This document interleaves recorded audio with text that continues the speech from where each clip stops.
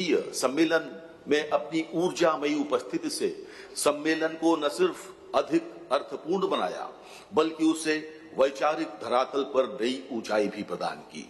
इस सम्मेलन में उपस्थित सभी अतिथि उनके समापन वक्तव्य की उत्सुकता से प्रतीक्षा कर रहे हैं। भाइयों और बहनों, माननीय अध्यक्ष लोकसभा श्री ओम बिरला जी। पीठासीन अधिकारी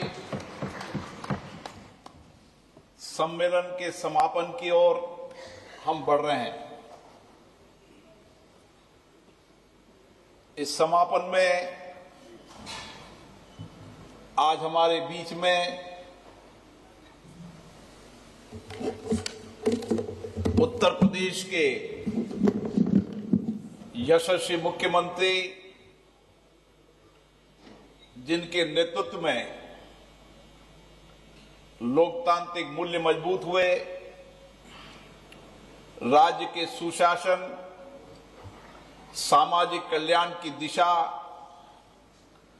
और एक ठोस कानून व्यवस्था से बुनियादी ढांचे और निवेश की ओर ये राज्य बढ़े। योगी आदित्यनाथ जी का हम इस सम्मेलन में हार्दिक अभिनंदन करते हैं, स्वागत करते हैं।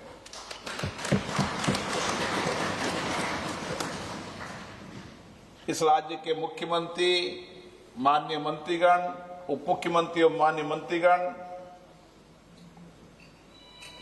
और सभी पीठासीन अधिकारीगण, जिन्होंने सार्थक चर्चा संवाद से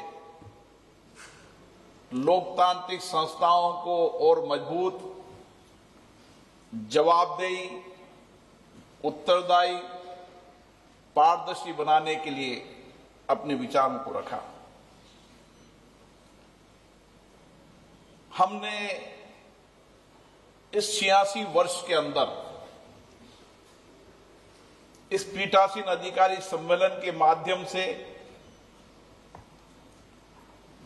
इन लोकतांत्रिक संस्थाओं को जनता के आशाओं, आकांक्षाओं की संस्था बनाने के लिए, यहां पर जो विचार, जो संवाद, चर्चा होती है, उससे परिणाम निकले और किस तरीके से इस लोकतांत्रिक संस्थाओं के नए इनोवेशन से ये संस्थाएं जनता के नजदीक पहुंचे। इसके लिए समय समय पर बहुत सारे सम्मेलनों में बहुत सारे निर्णय किए, संकल्प किए और उन निर्णयों, संकल्पों को लेकर हम आगे बढ़ रहे हैं।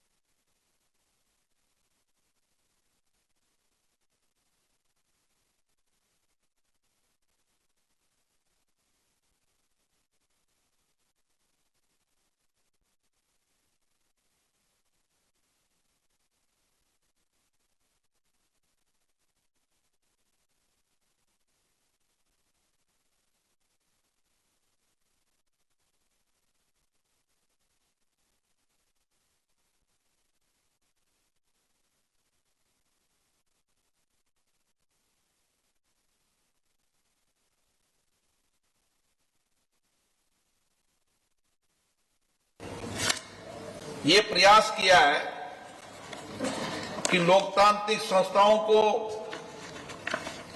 जवाबदेही बनाने के साथ साथ इन संस्थाओं के अंदर होने वाली बैठकें की जो गिरती संख्या, उस पर भी चिंता व्यक्त की। और 86 साल में कई बार पीठासीन अधिकारी सम्मेलन में निर्णय हुए, फैसले हुए, हमने प्रयास किए, उसके परिणाम भी निकले। लेकिन हम दृढ़ संकल्प होकर और प्रयास करेंगे कि राज्य की विधान मंडलों में न्यूनतम 30 दिन बैठ के हो, सकारात्मक चर्चा हो, सहमति असहमति हो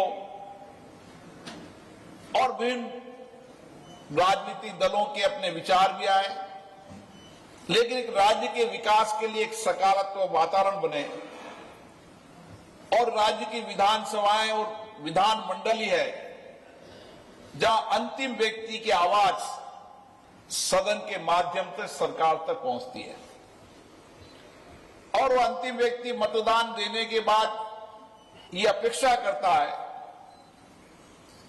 कि 5 वर्ष मेरा चुना हुआ विधायक मेरी समस्या रखेगा, कठिनाई रखेगा, चुनौतियों को रखेगा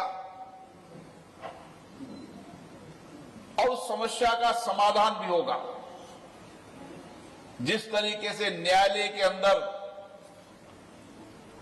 लोगों का विश्वास रहता है कि कोई नहीं सुने तो न्यायालय में बात सुनेंगे, इसी तरीके से राज्य विधान मंडल में भी अगर सकारात्मक दृष्टिकोण से सकारात्मक दिशा की ओर माननीय जनप्रतिनिधि अपनी बात रखेंगे तो निश्चित रूप से इन विधानसभाओं के माध्यम से परिणाम भी आएंगे।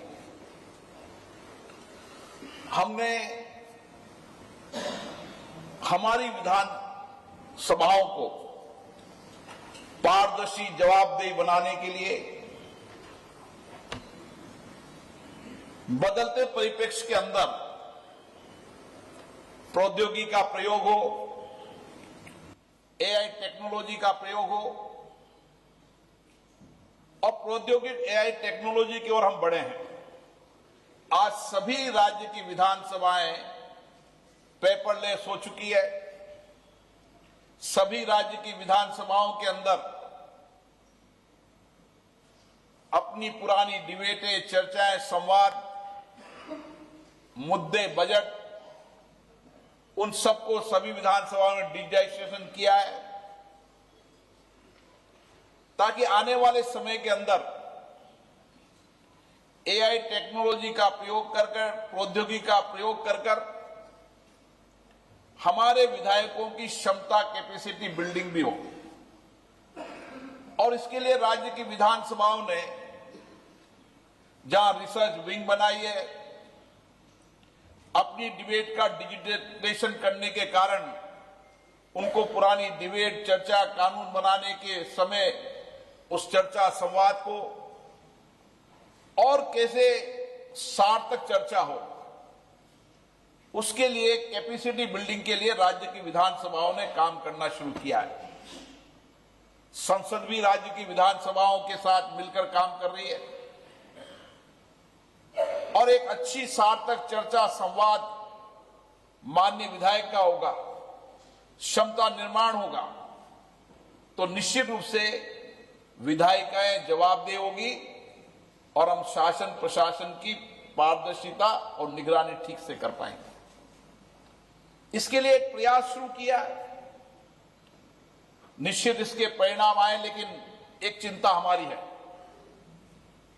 कि लगातार सदन में नियोजित व्यवधान, नियोजित गतिरोध, ये देश के लिए, लोकतंत्र के लिए उचित नहीं है। सदन का हर समय कीमती है, इसलिए सदन के अंदर चर्चा हो, संवाद हो, सहमति असहमति हो, ये सदन चर्चा संवाद के लिए है, गतिरोध के लिए नहीं है। और इसलिए हमारा संकल्प है कि हम सभी राजनीतिक दलों से चर्चा कर कर इस गतिरोध को समाप्त करेंगे। विरोध का प्रदर्शन ये सदन में न होकर सदन के बाहर आप राजनीतिक दृष्टि से करें, लेकिन सदनों को चर्चा संवाद का मंच बनाएं ताकि सार्थक परिणाम दे सकें और जनता की विशिष्टता, प्रामाणिकता भी सदन के प्रति बने। इसी के साथ हमने हमारी विधानसभाओं को आने वाले समय में हमारी विधानसभा कितनी उपयोगिता हो रही है, इसके लिए लेजिस्लेटिव इंडेक्स, ताकि एक पारदर्शिता आए, जवाबदेही आए, विधानसभाओं के अंदर स्वस्थ प्रतिस्पर्धा हो, नए इनोवेशन, नए नियम प्रक्रियाओं से हर विधानसभाओं की उत्पादकता, उसके परिणाम सार्थक हो। प्रश्नकाल से लेकर तमाम सदन की जितनी भी कार्रवाइयां हैं, उसका एक ठीक से इंडेक्स बनेगा, एक स्वस्थ प्रतिस्पर्धा बनेगी, तो एक स्वस्थ वातावरण भी बनेगा। इस दिशा की ओर भी हमने संकल्प लिया है। मुझे आशा है हम सब लोग लोकतांत्रिक संस्थाओं के संरक्षक है। हम संविधान के अंतर्गत काम करने वाले पीठासीन अधिकारी हैं। हमारी बहुत बड़ी जिम्मेदारी है और जनता हमारी ओर देखती है, इसलिए हम निष्पक्ष भी हों, न्याय संगत भी हो और इस संस्थाओं को जनता के प्रति जवाबदेह, उत्तरदायी बनाए, ये भी हमारा संकल्प है। मुझे आशा है 2 दिन तक हुई इस चर्चा के बाद हम आगे बढ़ेंगे और इस दिशा की ओर काम करेंगे और निश्चित रूप से इन संस्थाओं को जवाबदेह, उत्तरदायी बनाकर जनता के में और विश्वास, भरोसा बढ़े। हमारी संसदीय समितियों के अंदर भी व्यापक चर्चा हो, ठीक से निगरानी हो और जितनी भी हमारी संवैधानिक संस्थाएं हैं वो जन केंद्रित बनते हुए लोगों की जन भागीदारी बढ़ाने के लिए भी हमारी संस्थाओं ने बेहतर काम किया है और इस दिशा की ओर बढ़ेंगे। पुनः मैं माननीय मुख्यमंत्री जी का धन्यवाद देता हूं। निश्चित रूप से उनका मार्गदर्शन हम नई दिशा, नए संकल्प की ओर, नए दृष्टिकोण के साथ मार्गदर्शन करेगा। आप यहां पधारे, इसके लिए आपको बहुत बहुत धन्यवाद। सभी पीठासीन अधिकारीगण, माननीय उप मुख्यमंत्री, माननीय मंत्रीगण और विशेष रूप से मैं इस राज्य के विधानसभा के अध्यक्ष, विधान परिषद के सभापति, जिन्होंने इस धरती पर जो सामाजिक, आध्यात्मिक, स्वतंत्रता सेनानी, एक बहुत परिवर्तन की धरती है, इससे नई ऊर्जा हम लेकर जाएंगे। और विशेष रूप से सतीश महाना जी ने एक सम्मेलन के इंडेक्स को भी तय कर दिया है, मानक को तय कर दिया है। चर्चा संवाद हमारी 3 दिन तक हुई, उसके लिए मैं उनको भी बहुत बहुत धन्यवाद देता हूं। सभी सचिवालय के सभी लोगों को बहुत बहुत धन्यवाद देता हूं और यहां पधारे सभी विधायक, सांसद, सभी लोगों को बहुत बहुत धन्यवाद। धन्यवाद माननीय अध्यक्ष महोदय।